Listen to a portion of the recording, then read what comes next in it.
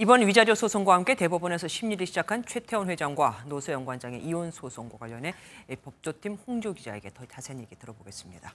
어서 오십시오.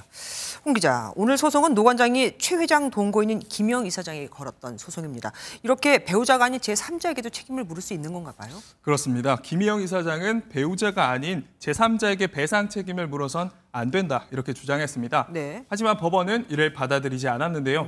민법과 가사소송법상 제3자에 대한 손해배상 청구를 할 수 있다고 판단했기 때문입니다. 네. 간통죄가 폐지돼 형사처벌은 할 수 없지만 네. 민사상 책임을 물을 수 있기 때문에 부정행위에 대한 동거인의 책임도 인정한 겁니다. 그런데 20억 원이라는 이 액수가 상당히 큽니다. 이례적인 거죠? 이혼 소송에서 위자료는 통상 2천만 원에서 3천만 원 정도고 1억 원이 넘는 건 거의 없습니다. 네네. 노소영 관장이 원했던 30억 원보다는 낮지만 20억 원 역시 최초라고 봐야 할 정도입니다. 그러니까요. 김희영 이사장은 선고가 끝나고 법원의 판단을 받아들이고 항소하지 않겠다면서 의무를 다하겠다는 입장을 냈습니다. 그런데 이혼 소송 2심에서도 최태원 회장이 노소영 관장에게 20억 원을 주라고 나왔지 않습니까? 그러면 노 관장은 20억 원, 20억 원 합해서 40억 원을 받게 되는 겁니까? 그렇진 않습니다. 오늘 법원은 최 회장과 김 이사장이 공동으로 위자료를 내라 이렇게 결정했습니다. 애초 혼인관계의 파탄에 대한 위로의 성격으로 주는 돈이 위자료죠. 네. 노 관장이 겪은 고통의 액수를 20억 원으로 보는 겁니다. 통상 배우자가 더 많은 액수를 선고받으면 그 액수를 함께 내면 되는데 이혼 소송 2심 위자료와 같으니 선고가 확정되면 20억 원만 내면 됩니다. 그러니까 2심을 결국 인정한 거네요. 대법원의 이혼 소송 상고심, 이 진행 상황은 어떻게 돼가고 있습니까? 1조 3,800억 원이 걸린 본소송이죠.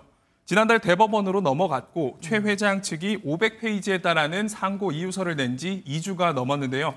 최 회장 측은 현재 최 회장 명의인 주식을 부부의 공동재산이라고 말할 증거가 부족하다 이런 내용을 담은 것으로 전해졌습니다. 네. 노 관장의 선친인 노태우 대통령의 비자금 300억 원이 SK 측으로 흘러갔다는 것도 항소심에서 나온 갑작스러운 일방적인 주장이라는 입장입니다.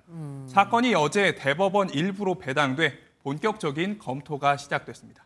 그런데 이 사건이 대법관이 모두 모여서 결론을 내리는 전원 합의체로 갈 수 있다는 말이 나옵니다. 이혼 소송이 이런 거는 못 본 것 같아요. 이례적이긴 합니다. 대법관 4명으로 구성된 일부에서 만장일치 결정이 나지 않으면 전원 합의체로 넘어가게 됩니다. 대법원장을 포함해 모든 대법관들이 합의하고 결정을 내리는데요. 주로 사회적 영향이 큰 사건들이 대상이 됩니다.